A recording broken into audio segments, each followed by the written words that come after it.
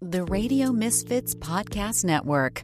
Hello, everyone, and welcome to Planet with Sara Payan. I'm Sara Payan, your host, and today we have Craig and Melanie Johnson from Alpenglow Farms on the show. We are at their beautiful farm. It's a beautiful day, and we are a little bit before Croptober, so I don't think we aren't as much of a pain in the booty as we'd be if we came later. But thank you for having us, and we're so excited to be here today. Thanks for coming up and spending time with us. Absolutely. First question I always like to ask my guests, what was your first cannabis experience? First cannabis experience. I probably was a freshman in high school, which is probably 13, 14, 15 years old. I graduated a little young. Went to a party with a really great girlfriend of mine and smoked for the first time and had the most pleasant ride home. I wasn't driving.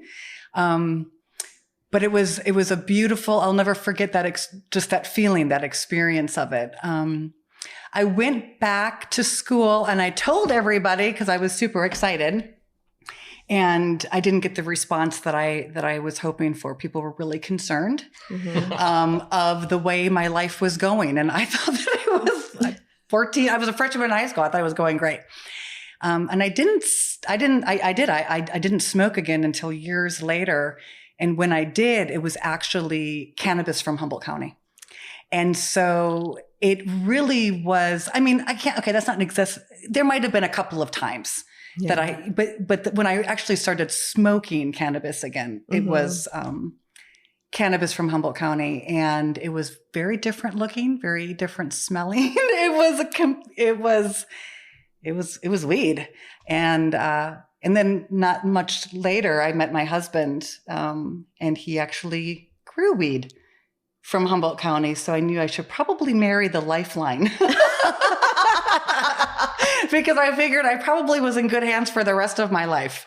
And I did. That's great. Yeah. So that's my first experience. And here I am all these years later. It's still my first experience. Yeah. Mine is very vivid. We had open campus on at our high school, so we would go out for lunch. And I grew up in Oconomowoc, Wisconsin, and the lakes would freeze over in the wintertime. So we'd hit a drive-through, and then we'd go drive our cars on a frozen lake.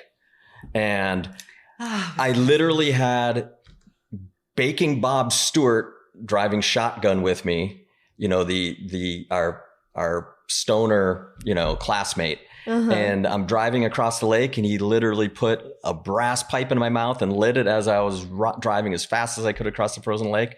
I inhaled, and it was on. It was on. I loved it. Yeah. Absolutely loved it. Yeah, I loved it too.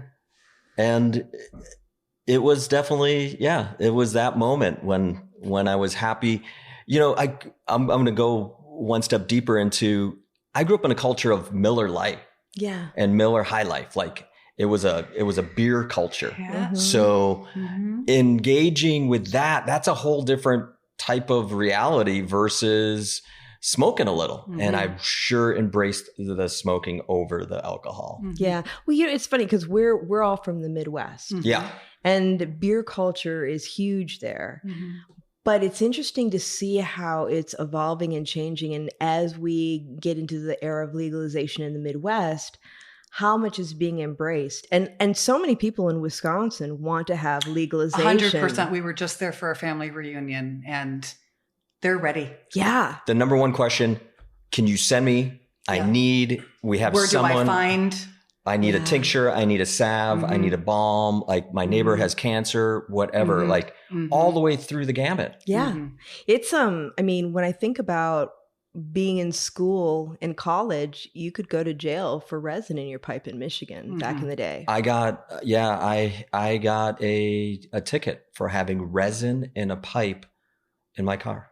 Yeah. That's crazy. Not even any herb, just some little resin in a marble pipe that I had stashed. He looked for it. Wow. We're going to find it. And then coming to California, I landed in the Haight-Ashbury. That's where I lived on the Panhandle. And walking down the street the first time that I smelled weed in the air, I was like, wait, back home, we have to stick towels under you don't want your neighbors to know. And here people are just smoking freely. I remember seeing a police officer stop a kid on the street kid put the joint behind his back and he's like, don't treat me like I'm stupid. Show me what you've got or you are getting a ticket. Kid showed him. He let him go. He had bigger fish to fry. And I was like, that just would not fly where I'm from, like back in the day. I mean, it's such a different thing. And it's so much nicer to see that. Like the fact that,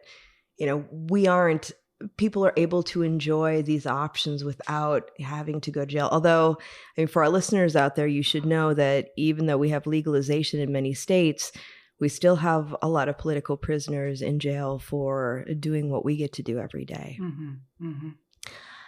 And talking about what we get to do every day, how did you get into cultivation and how did Alpenglow Farms come to be? Well, I was living in Steamboat, Colorado in, I want to say 1992. I took off from Wisconsin with a backpack and a pair of skis, chasing a dream.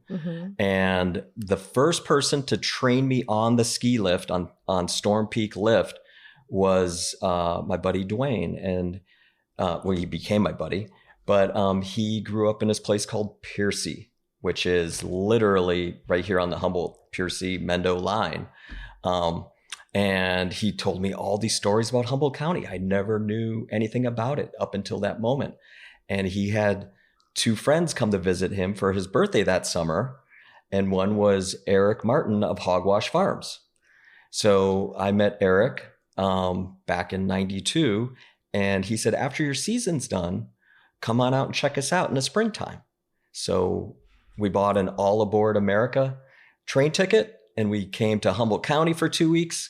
Literally, they picked us up in Oakland, drove up, rolled right into Peter Tosh at the Mateel Community Center and spent 2 weeks here growing helping them set up grows and do their thing in the spring and tending to nursery plants.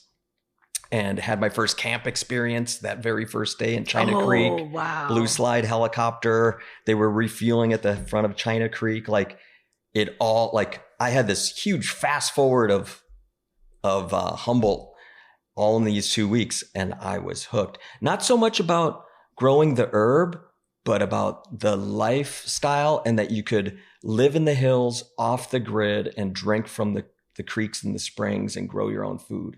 That was captivating to me. Yeah. I want to back it up a second. You mentioned camp, and some of our listeners may not know what that is. Those of us. Yeah, I was going to say, explain that. Will you explain that for our listeners? Yeah. Campaign Against Marijuana Production. And it was a federally funded program that came out of the Reagan era and the war on drugs, or I like to call it the war on people. And it was very prevalent here. People literally grew up under what we would say the blades of the helicopters. You never knew when they were going to show up. And it was very, very traumatizing. Yeah. Literally. Because it was so aggressive. It was so aggressive. Like here at Alpenglow, they would fly over and the doors would be open and you'd see the whites of their eyes, looking down at you. And it was frightening. Yeah. It was frightening. It was meant to be intimidating, though. Yeah. I mean, that was the purpose. Right. Yep. 100%. It was the purpose. Right. They were having a lot of fun doing what they were doing. You could tell that they were enjoying it. And they thoroughly enjoyed a very, intentional, aggressive presence. Yeah. Well, and we still see some of that because it sounds like some of the people who were doing that have now gotten involved in enforcement. And I've talked to some farmers who have said that even though it's not as forceful, a lot of times when the government is coming onto the farms, it can be very traumatic depending on who's handling it. Definitely. I felt during that time and even 215 days, that's the medical marijuana days, we had like over 20 years of that. It was less stressful. Yeah. It was less stressful. It was more predictable. And I felt law enforcement had less power over you and your being and your homestead. That's a really good point, Craig. Yeah. Yeah, that's a good way of explaining it, that it was almost less stressful during that time. Because now there's so many different entities that are surveilling you and watching and Oh yeah. Now our plants have ankle bracelets.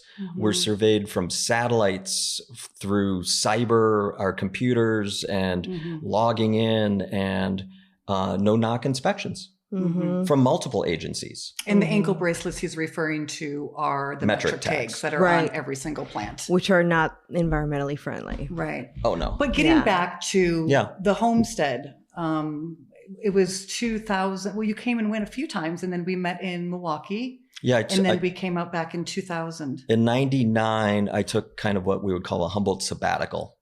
It was time for me just to leave for a little while. And went back to Milwaukee, and that's where I met Melanie at Harley's 98th anniversary. Yeah.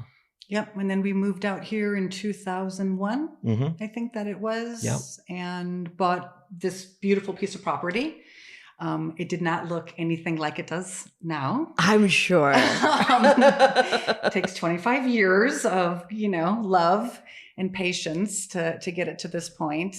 And we had our two beautiful daughters here, raised them underneath that apple tree that we were standing next to when we were looking at that beautiful view. And it was our homestead. It wasn't a farm. It was our homestead. It's where, we raised children, buried goldfish and our dogs. And when legalization came about, we had, we didn't really have a choice to go legal in the sense. I mean, we could have sold everything and just started over in a new job, new career, new completely life.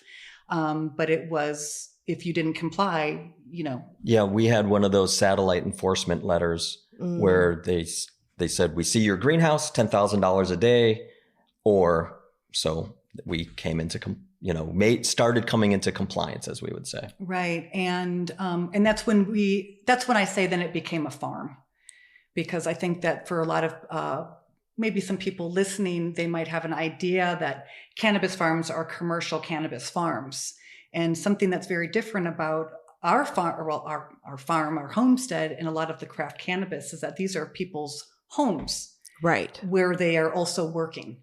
And so that's a very different energy, a completely different sort of frequency that's being emitted from that actual space, because where you live is very different often from where you work. And so it's very nuanced and very layered when you are living in a place that you are also working. Right. And so it became a farm, but it's our home. It's where we live. It's our homestead. And, one of the things I like to say, a lot of folks will say, your business and your facility and industry, we don't have those words. This is our home and our life. That's what I call it. Yeah. So even when we get inspected, I welcome them like, welcome to my home. I think that conversation too, the way that you phrase it, also normalizes it for the people who are coming for inspections, because they have, as like the public needs to have the normalization so that we can have these conversations without stigma, that extends to the people who are working in the government. And, there are people that are working for the DCC that believe in what we're doing and are supportive. And there are people who still need to kind of be warmed up and almost deprogrammed with the way that they look at things. Right. And I can't imagine coming on to these homesteads where, it's like we were talking about, it's very different than an industrial grow. Like, we're not talking about big ag. We're talking about stewards of the land. We're talking about every farm that I go to, the way that you choose to grow reflects your ethos, your spirit, your energy, and it's a beautiful thing to see. And that's also why I think that it's so incredibly important that people learn more about craft farmers and really seeing the difference between something that's grown with love and care and you're putting your energy into because you're right here on the grounds. Then, as one of my other farmer friends say, friends don't let friends smoke salty mids. It's a very different thing, Yeah. Well, we love this land because we live here. Right. And I remember when I was speaking at one of the supervisors meetings a couple of years ago and talking about, when enforcement was being enforced the way that it used to be, people would leave. Yeah. They would get in the truck and run down the mountain, or, the phone chain would start, Craig and I would stay and we'd tell the girls to go play outside. Yeah. We wanted to be seen. Yeah. Because we do live here and we're proud of who we are. We're proud of what we do, and we love our community. That it was like, if we're going to have this, if we're going to do this, we're going to have this conversation then. Yeah. So let's have this conversation as you go by in your helicopter, you come to my gate. Like, this is my home and this is my life. Yeah. I'm not going anywhere. And here we are all these years later. We're not going anywhere. No, it very much humanizes it, because it is. I mean, I think, in the past when we were dealing with, before legalization, people didn't understand who was growing because we had these optics that were coming from the government of these outlaws. And, I remember when I first started working in the industry, actually I had been in for a while, and that was when it was the movement, not the industry. And when Murder Mountain came out, the movement, and it's still here. We still have a lot to do. It's still here. It is the movement. It still is the movement. Yeah, and people who didn't know anything about it, they'd be like, "So, Murder Mountain, what do you think?" I'm like, "You need to stop." You need that is sensationalism, and if it was online, it would be clickbait. Like, we really need to unpack some of the stuff because people don't understand about the optics and the reasoning behind it. And it's not just about cannabis. It's a call to critical thought. Not all things that have been illegal are wrong, and not all things that are legal are right. Right. 100%. And, you're speaking of the outlaw culture, it is, you are a bit of an outlaw when you can grow your own food. Yeah. I mean, it's a radical act. It's a radical act when you are self-sufficient and your community is self-sufficient. So, I mean, are we outlaws? I mean, I like to use my compost. It's like,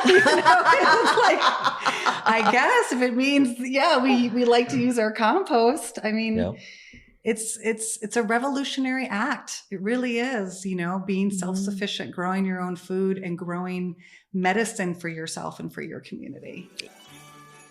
Give the gift that everyone will remember this holiday season, the 12 J's of Christmas gift box.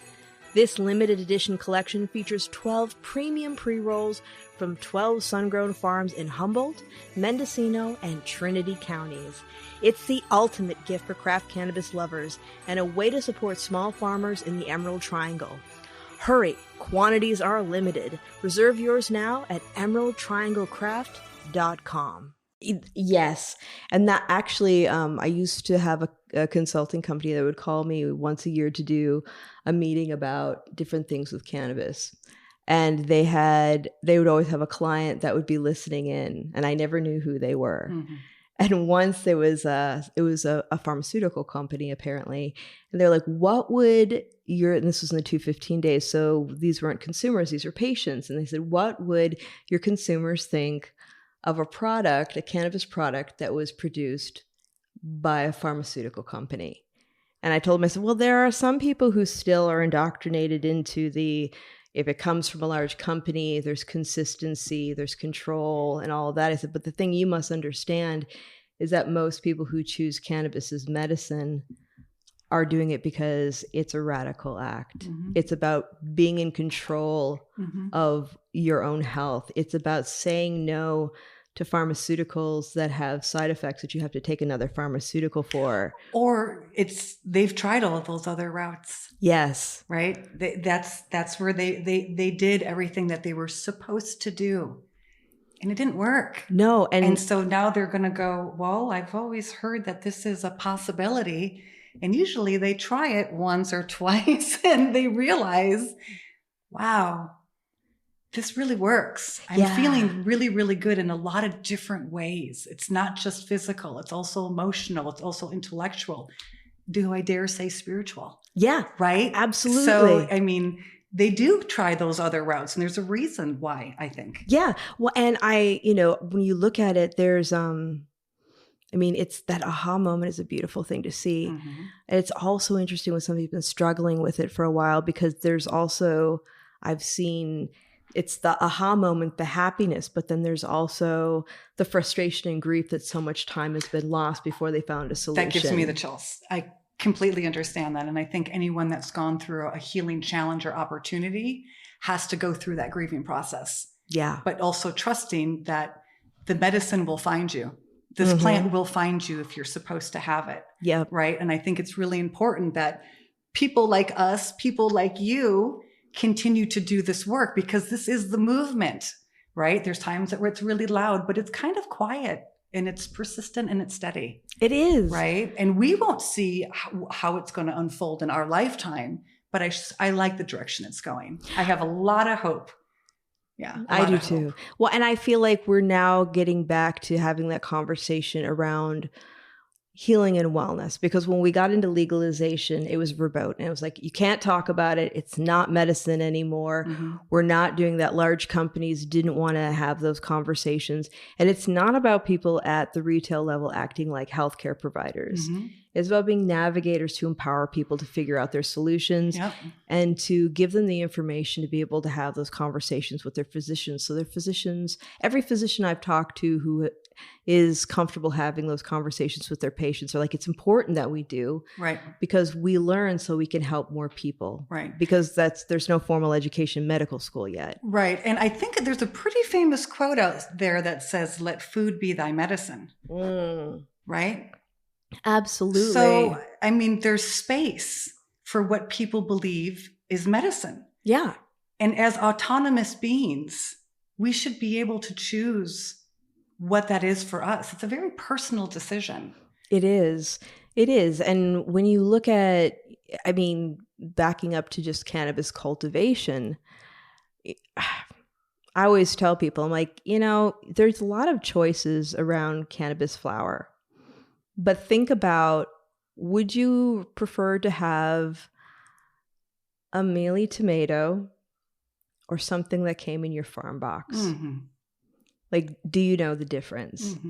And I think when you turn people on to the difference with their cannabis, it just blows their minds open, because they're like, wow, especially when they've had an experience with something that might have been like a more high octane, high THC product that didn't have like a full spectrum of cannabinoids and terpenes, and it may have been just overpowering and unpleasant. And I've had so many people say, I'm revisiting it after a bad experience, or even somebody who had never tried it, but it said, I had a bad experience on acid. I'm like, I can promise you it's not going to be like that. But, having just thoughtful craft cannabis available for people in flower, in tincture, or the concentrates being used for edibles, because all the modes of use are so incredibly important, it really sets a stage for success for people and helping them find that container for safe experimentation to figure out what works well for them. Because, we weren't having conversations about dosage when I was going through cancer and going to the dispensary. We weren't having conversations about, how the cultivar might feel for somebody, or the modes of use and how that affects the body, and how you might want to choose that. And now we're getting more in depth about that. And I think it's important, because as we see a lot of struggles in the industry, and especially from the retail side, they're like, well, what's happening? And it's like, well, you went to formula retail and you aren't making those connections with your customers. And instead of having these connections and creating these relationships, you're relying on sales to get people in the door. Well, that's not sustainable. And you have a whole audience that you haven't even tapped, because there are people who may not be looking at it medicinally, but they're looking at it from a wellness perspective as more of a supplement. Absolutely. And how do we foster those conversations? Yeah, to some of the points you made, one of the biggest benefits of legalization where we're at today is Melanie and I go to the stores once or twice a month. To Soulful. Yeah, to Soulful. And we're able to connect with the greater community. And that is such a blessing. And we've built these relationships with folks, and it gets really personal over time. Like, you see people heal, you see people celebrate, whatever they are coming into the store to find and pair with their activity is great. And one of the things that we grow is our Coyote Blue, And that is kind of a lower THC flower. It comes in anywhere from 16 to 18%, depending on the season. Mm-hmm. And folks really, really love that. And they love the uplift and then the relaxation that comes with it. And that's a really nice way for people to revisit cannabis, like you're saying. I love that. Yeah, Soulful is a great example of what we should be seeing in the market. 100% agree. I mean, we were talking earlier about this, and it's like everybody's very engaged. They're happy to be there. The products are not only good for somebody who might be approaching it from a recreational perspective, but also medicinal perspective as well. And like you were saying, there are gentler cultivars that people can have access to, because not everybody wants a whole ton of THC, and not everybody works well with that. But you've been doing some really exciting things lately, like the state fair, the 60th anniversary of the Grateful Dead. Do you want to talk about some of the exciting things that have been going on for you? Well, the state fair was fun. Yeah, the state fair was really fun. Yeah. We won 6 medals, 3 gold and 3 bronze. Mm-hmm. And those samples came straight from the Soulful shelf to the competition. Mm-hmm. And we won those medals. And that, is a little bit of a testament to the supply chain that we've created over time.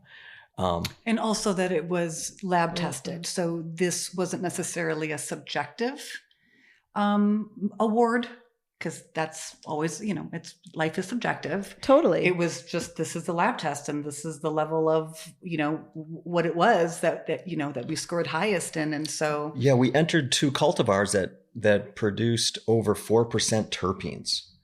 And that's impressive. You have to realize, like, you walked around the farm a little bit, we're in the earth and under the sun, period. Mm-hmm. And you saw chickens when you came in, and, we're really proud of our compost and our carbon and all these nerdy farming things that really let the plant express how it can, and letting these cultivars do their thing here in Southern Humboldt. I call Southern Humboldt kind of the soul center of sun-grown. Mm-hmm. So having those terpene ratios or terpene percentages be that high was really amazing. And that's, super cool about having access to lab testing, is that it shows you what this plant is doing, what this plant is capable of. And then to be able to have those conversations, because not only is the cannabis community getting more, I don't phrase my word the right way. I don't want to say they're getting smarter. They're becoming more engaged. Mm-hmm. And so we're becoming more engaged in that realm. We're shifting, they're shifting, we're moving together. We're showing them what the terroir can do. They're telling us what they need. And so when you do have that lab test, it's like, well, that ain't lying. Right. Like, that is what it is. Yeah. And that's really wonderful. So that was a really proud moment for Craig and I, because we've been at this for a few decades. So yeah, and it was a blind judging. It was all on the test results. The accolades were amazing. And then we went straight into, Garcia. Straight into Dead and Company. Mm-hmm. We, through our relationship with Soulful, we were one of 3 farms chosen to have our flower be the relaunch of the Garcia's Handpicked line here in California. And we put in our Orange Sunshine, which was a big hit. The second day, the 3-day concert, by the second day, 2 hours into it, we were sold out. That's exciting. Yeah. Mm-hmm. And that was an uplifting cultivar, right? That's where we shine. We grow a lot of what we would call sativas, or uplifting cultivars. Humboldt Seed Company from California's legendary Emerald Triangle is the state's largest licensed cannabis seed provider. Blending traditional breeding with modern innovation, they've created fan favorites like Jelly Donuts, Chicken and Waffles, California Haze, and the cult classic Blueberry Muffin. Visit HumboldtSeedCompany.com for top quality seeds and educational content. And keep an eye out for their upcoming Uruguay documentary. With pheno hunts at leading farms worldwide, Humboldt Seed Company brings unique aromas and flavors straight to you.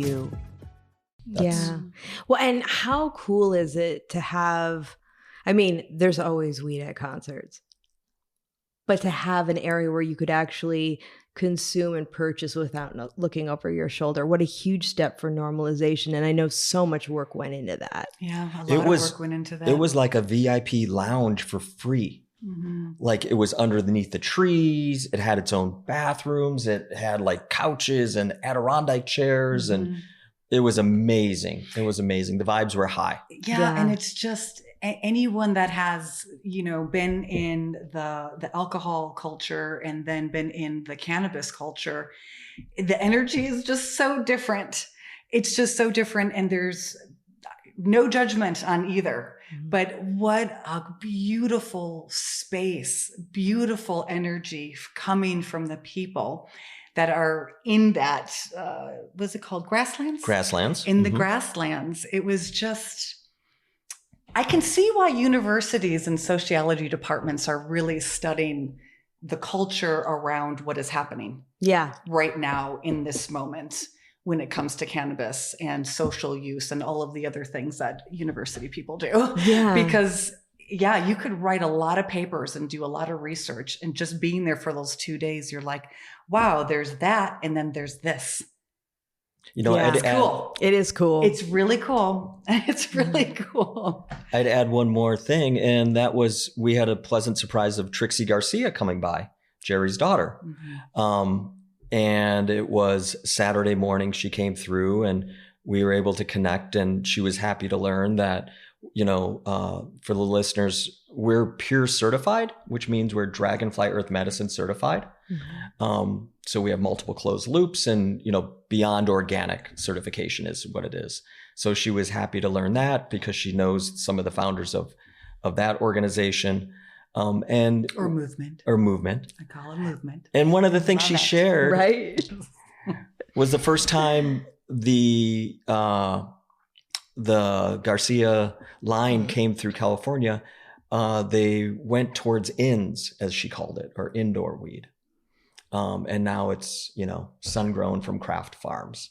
The other farms that were part of the program was our long dear friend, old partner in crime, Michael up in Orleans, an extreme northeastern Humboldt County above the Klamath River. And then Mark from Green Shock, who does amazing breeding. Yeah. So the lineup for the Garcia relaunch was spot on and amazing. We're so blessed to be in that space. Yeah, grateful for Soulful for that opportunity. Yeah, the evolution of that brand is very exciting. Yes, it is. And I felt I saw Trixie a few years ago at Jerry Day when Jeff, my husband, was playing it, and we were talking, and I think it was right before they decided to temporarily halt California. And I remember thinking to myself, how crazy is it that something that's coming from Jerry Garcia's daughter is struggling in California? Right. That makes no sense. And that tells you how challenging the regulations are. And, I'm so happy to see them come back. Yeah. And we're embracing it with open arms, of course. Yeah. It's, I love the flower that is in it now. I love the packaging even more. Part of our journey with this is refining and just improving and learning from, I won't say they're mistakes, because I think everything is just a learning experience, but just kind of going through the motions and figuring out what works, and that nimbleness that we have to have because of the continual shift is exciting and invigorating, and it's also it really keeps you on your toes. 100% agree. That push and the pull from every single direction, it can be absolutely exhausting, but it also makes you really, really strong and makes you really on point. And Craig and I are we're just excited to be in this time and space, to be at it for this long, and to see some of this hard work, and I'm going to talk about it or look at it from my point of view, and that's being married for all of these years and raising children. You put your head down and you do what you need to do, because some things are that important. Doesn't mean that it's easy, right? But it means it's important. And that's how Craig and I have always felt about this work that we're doing. whether you call it the industry, you call it the culture, we call it our way of life. And we are going to continue to do this work because it's important to us. And there are a handful, maybe more than a handful, families, farmers that are right there with us choosing that same choice. Yeah. We're going to continue to do it. And we know that the cannabis community is excited for us. They know that they are going to support us and they want to be a part of what we're doing because we're doing it all of us are doing it together. Right. Right. And that's what's so exciting. There may be, we're over here and you're over here and then they're over here and then maybe we're going to switch and then you're going to be here. But it's this moving wheel of energy and it's pretty cool. It is. I mean, I think, when we look at when you find a way to kind of be like water, right, and succeed through this, it's when one person wins, we all win because it inspires other people. It helps show the path of how do we create sustainability? How do we improve what we're doing? Like just all the wonderful things that we have to show to the world, and being able to do it together and to be able to share knowledge and support one another is part of how we succeed and we survive. I want to take it back just a little bit to the beginnings of your career with cultivation, because before that you were a professional skier. Yeah, well, it didn't start as professional skiing, but it worked up to that at a certain point. Just like your medals in cannabis. Yeah. Wasn't necessarily intended that way. It was That's more when so. the best things happen, though, when it's organic. Yeah. Yeah. There's one story I really want to share, and that's when cannabis and smoking weed turned into a health benefit for me. And I was, in Steamboat Springs, Colorado, and we were skiing whiteout all day, which is a bump run, and skiing moguls and bumps all day long and training with some of the guys from the U.S. ski team. And one of those guys would burn a bowl every lift ride. And I was like, wow, I can't smoke that much. He goes, I'm off the Advil. And literally we were taking a grip of Advil every night because we had such bad boot bang, our knees hurt, our backs hurt. And what's that doing to your stomach and liver? Crushing us. Right? Yeah. Yeah. Like literally 8 Advil. So that's where things really shifted for me. And I realized that this herb can be a medicine. And that was a really special turning point for me. But back to the story of cannabis and skiing, I'd say growing here in Humboldt County and skiing worked to be a really good schedule because I could grow in the summer. That was a great work schedule for you. Ski in the winter. It's the best of both worlds. The geese would fly over the garden, and I'd hear them honking, and I knew it was time to start thinking about packing up and heading back to the mountains. Yeah. And it turned out I eventually gravitated towards Alta, Utah, and lived and worked there in wintertime, and wound up shooting with Lee Cohen, who is one of the prominent ski photographers in the world, and traveled with him to Alaska, did heli skiing up there, and had the cover of Powder Magazine September 98. That was kind of like where it all took off, and like a really proud moment for myself. That's cool. It's funny. So growing up in Marquette, where we were I've skied there, by the way, Marquette Mountain. I grew up on Marquette Mountain. Is it a mountain? Oh yeah, it's a good one. Is it? Yeah, it's got some vert and some length and steepness. People always laugh when they hear about it, but that's where people come from all over the Midwest to ski in the UP. That's wonderful. Yeah. Don't you know?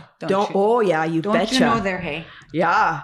But that was also where snowboarding, a lot of snowboarders came out of there. And that was back in the day when they weren't welcome on the hill and the bindings were different. Like I remember, that was when my friends had sorels that they would just, strap on their on their boards. Cute. Yeah, but that also the thing is people always just think that snowboarders are the only ones who like cannabis. Like, oh, skiers, they don't do that. But that's not true at all. Well, before Steamboat, I thought I was going to be starting my career at Whitecap Mountain.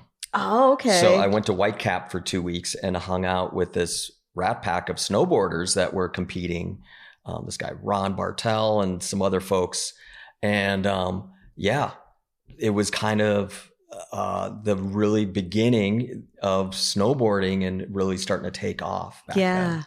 This episode is brought to you by Fat Nugs Magazine, a global perspective of cannabis and stoner culture as a bridge to the rest of the world. Right now, you can join Fat Nugs Magazine, Beard Bros Farms, Freedom Grow, and Jailed for Weed in the upcoming Prisoners Edition and help spotlight current and past cannabis prisoners and their stories, because no one should be in jail for a plant. Find Fat Nugs Magazine's beautiful print copies at your local dispensary, fatnugsmag.com, and on socials. Cannabis culture welcomes us all. Yeah. It was a different time. I went to school with he's since passed, but a very, very good snowboarder. He was not Kyle was his brother, Kevin Geschwin. Mm-hmm. And I wish I could ask him now and be like, so did you? Because I mean, it's like, I think a lot of times people equated cannabis with the snowboarders because they were the rebels. You know, all of my friends that were snowboarding at that time, and there were a few very rebellious women that were in that too. Mm-hmm. They were all like, you know, and not all of them partook, but it was just the optics of like these rebellious snowboarders ripping it up and trying to get, you know, sometimes they'd be allowed on the lift.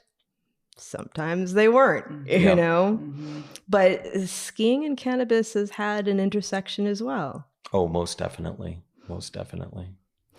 So when you're looking at the future and what's coming up, are there things that you can share, things that you're excited about?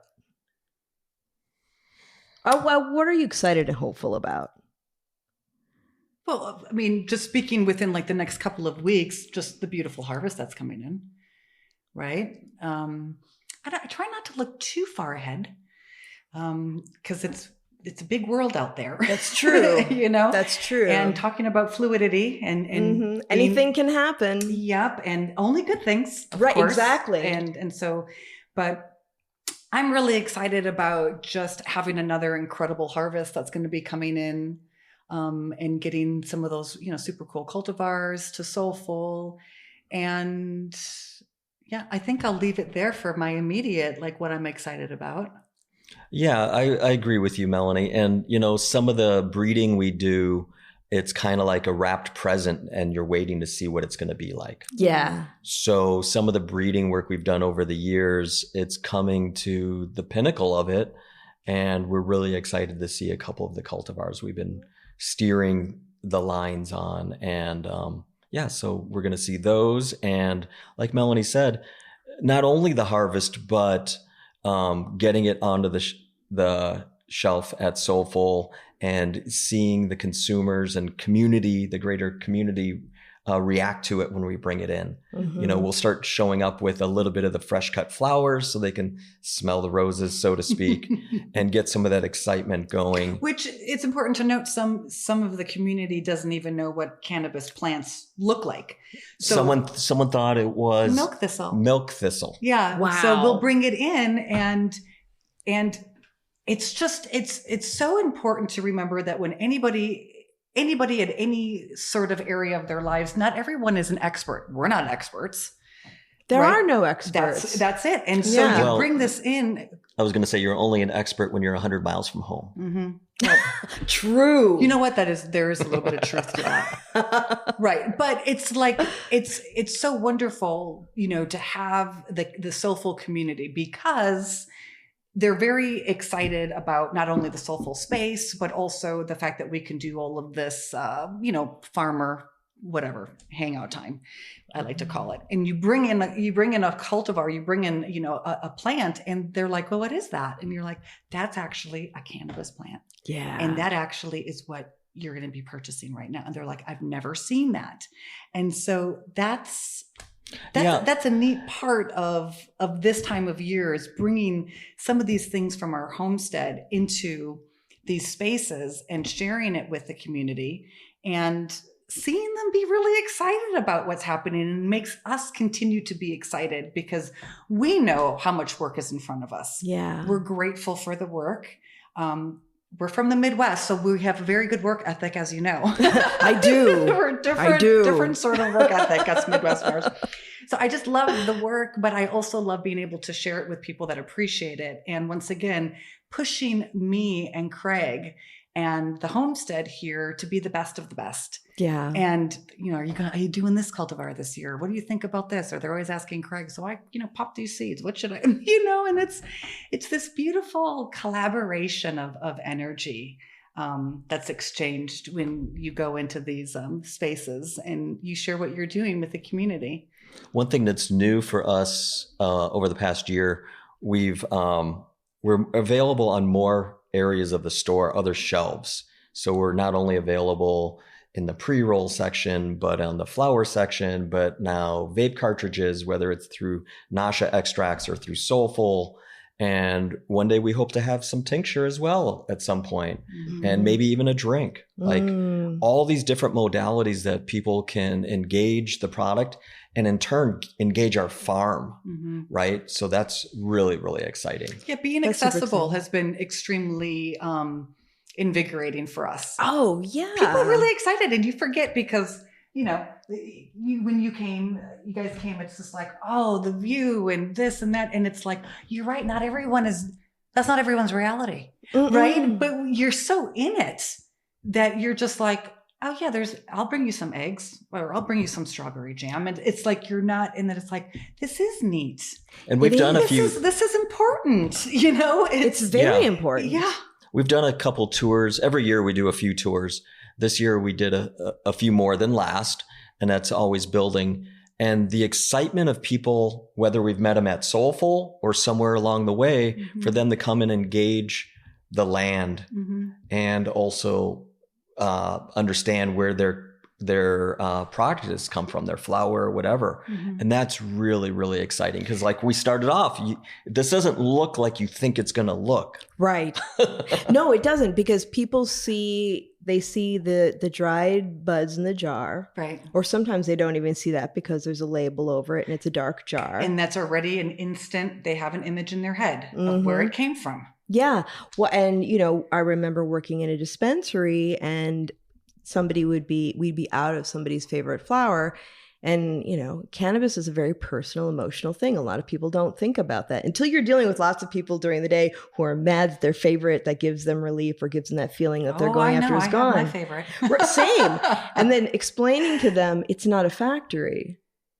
Yeah. Yep. It's a farm. Yeah. Or like you said, bringing in the fresh flowers. Like, for those of you listening, if you've never seen a bouquet of like fresh colas and you smell it, that's when you realize it is a flower. And it smells very different than when you go through the drying and curing process, because you have to have those transitions to make it into the medicine that it is. Right. I like pointing out our logo on our sticker, and I point to the barn on it, and I say that's literally our barn. Yeah. On this side, we dry. On this side, we cure, and then this, and they just can't believe, like, wow, this is farming. Yeah. And we're so, after all of these years, not after all these years, we've always been extremely efficient. Like Craig's saying, there's the barn, there's the curing, there's the drying, there's me processing it and getting it ready to take down the road. And preserving this culture, preserving this way of life is extremely important. Yeah. Because not only. And these homesteads. Well, that's yeah. Yeah. And these homesteads, for sure. Because, the community needs to, the community, when you are able to share what you're doing, you're getting this feedback. It's like a glass of cold water. It's like so delicious and satisfying and nourishing to get that drink of water. And people come here and they're like, oh my gosh, they feel that feeling of nourishment, of connection. It's like, I wish I could, explain it in a way, but that also is subjective how people, but it's like they feel safe. Oh, Yeah. this is where it is grown. This is where it's coming from. That's why it's so important to make sure that these little homesteads and farms continue to produce.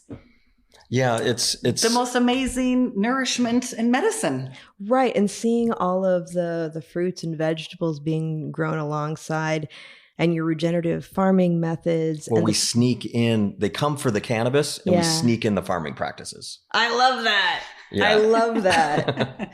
But I mean, that's the whole thing about the stewardship of the land. And I know the more conversations I have, the more I learn, like learning about the difference between whether you till or not. And, what 8 years no till. Yes. and I mean, and that's, a lot of people don't understand that, our topsoil is in jeopardy unless we start doing more regenerative farming. And being that a lot of craft farmers are doing that, I'm really hopeful that this starts to kind of echo outwards towards more traditional agriculture. And we start having more conversations about how unhealthy monocropping is and what we need to do to be stewards of the land. Well, the scrutiny that cannabis is under, especially those of us that, grow cannabis, I think that those conversations are starting because we are regenerative farmers. Mm-hmm. And so it is catching on, and people are beginning to realize that those first couple of years of transition may feel awkward, mm-hmm. but after 8 years, it's like, all you're doing is just loving and living the land. Right. Because she takes care of herself now. Mm-hmm. Right. We just slowly mind our business. Right. It's like, okay. I'm walking away. Right. It's like, she'll let you know what she needs when you get to this point. Right. But you can back off. And Big Ag, I believe, they're catching on, but that's somebody's livelihood. When you come in and you say, you got to do it completely different. Right. There's going to be a little bit of a defiance that's going to say, I know how to do this and I know what I need to do. And that's why taking Dr. Elaine Ingham's class, it's like, well, let's just start with 10% of what you're doing. You don't have to just bulldoze. Please don't bulldoze. Yeah. But you know what I'm saying? You don't have to start over. It's like, here's 100% of your field or your crop. Let's just start doing 5 or 10% regenerative. Mm-hmm. And then give that a year or two. And then let's move to 20. And then you'll see slowly the inputs and the outputs. It's all a system on this side, on the regenerative side. Then before you know it, then they're believers. Right. They're like, oh, wow, this really works. I have a question. I have a question to your listeners, and that is, how do we preserve these homesteads? Yeah. And how, it's beyond just the product. It's the history of these homesteads. That's like ours. That's a question for all farmers. Yeah. Farmers of anything that they're doing. It's this land is a history book of the cultivation that has happened here, breeding. From the Volkswagen bus parked, at our waterfall site to an old indoor building, and there's multiple homesteads like this. Mm-hmm. But there's few of us that are still here and still producing. And I think that's what I was trying to get at before talking about the efficiency of the homestead, is that when people come and they see how important, and I'll say how sacred this work is, and how little we need in a way to keep it going the way that it's going, because it's doing it itself. Yes. Right. Mm-hmm. Is that we need to preserve this way of life. But that's a conversation for all farmers anywhere in the world. Right. Yeah. All farmers everywhere are always going, how do we continue to sustain when Big Ag in any direction, pharmaceutical, right? These big companies and corporations come in, and it's like, wait a minute, what are you doing? Mm-hmm. People just need that connection, and that's what they're getting. Thankfully, soulful. Yes. Yeah. Able to have that connection straight with that community, and then people care. Yes. It's like that with any sort of endangered anything, right? It's like, how do you get people to care about the bird that there's only 10 left? Right. Yeah. Well, not the whole world isn't going to care. But there's going to be a handful of people that do. And then before you know, there's like a little sanctuary around the bird. And then are you the last dodo bird? I think that changing hearts and minds is like almost a bifurcated thing. It's turning people on to this flower, hearing the stories. Sure. I think direct to consumer, the more we can do that makes a huge difference. Imagine us at the farmer's market one Could day. you imagine? I can imagine. I would totally be imagine it. I beautiful. imagine it every night. Yeah, and then being able to have the accessibility for more farm tours, because here in California, there's a lot of loopholes or a lot of hoops you have to go through to be able to do that. But then also figuring out a way, because, there's a lot of conversation about roots versus suits. Well, we need the talents of people who are coming in with their business skills for us to survive, but they also have to have their heart in the right place. And we need to have people with that, with the legacy of information to be able to share that, and they need to work together. So we need people who care, that come to use their powers for good. And the ones who are coming in for money, either they go away, or we get them to understand that the ROI with having heartfelt, soulful cultivation and these stories is actually much more valuable to them than big sterile buildings full of weed. I believe that those good people are there. I do too. And I believe that they're quietly gathering. Yeah. And that's why I posed the question. Right. Yeah. Yeah. It's some good stuff. And I'm very excited for the future. We've had some challenging times, but I feel like we're coming into a whole different era. We're still nascent. We have a lot of work to do. Yes, we want deschedule, not reschedule. Yep. Deschedule, not reschedule. For those listening out there, I know that some of the states that you're in, you don't have access to sun grown because, it's not easy to grow outdoors in some places. In some places, because of policy, they don't allow it. But now you have a voice, and getting active is how we change accessibility and supporting small farms. So when you do come to a state or a place where sun grown is available, buy it, check it out, talk to the people who depend on your votes for their jobs, that you contribute to society, you pay taxes, you use cannabis, and you vote. And these are things that you can do to help us help you. For people who want to follow you on social media or try your beautiful flower, how do they do that? Well, I'm always one to promote our website, because Melanie writes a lovely blog. Every little month. Yeah, at alpenglowfarms707.com. We have an Instagram page, Alpenglow Farms. Yes, and we're very, very active on that. We go live most mornings with a coffee cup and letting the chickens out and little You'll garden hear all tour. about compost and dirt. I love it. Mycelium and soil. Craig is always putting his hands and pulling out worms. Yes, that's Alpen. This is important though, because there's a few fakes out there. It's Alpenglow Farms 707. Right. Yep. And our website, and then you can find all of our products at Soulful. Yes, Soulful and Nasha extracts all over the state.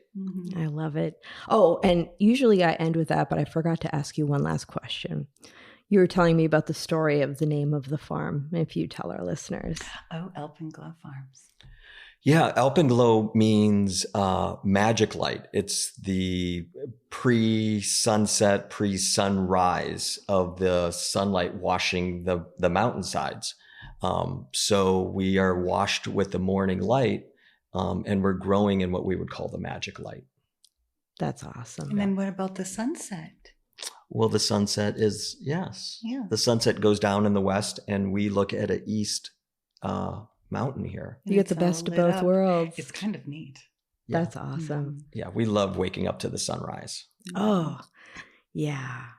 What a beautiful place to be. You're so blessed. And thank you for sharing your home and farm with us. This has been a wonderful visit. Yeah, thanks for coming up. Absolutely. It's wonderful sitting with both of you. And for those of you out there, check out the rest of our Craft Farmer Month. Thank you for joining us.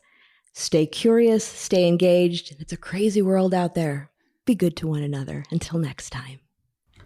And everyone, remember, if you like listening, please Give us a review, share it with a friend, let us know what your favorite episodes are, and if you'd like to stay in touch over social media, we are Planted with Sara Payan on Facebook and Planted with Sara on Instagram and Twitter. You can also go to our website, www.plantedwithsara.com, or listen to us on our parent network, Radio Misfits Network, where there are other great podcasts, like one of my favorites, the Winemakers Podcast.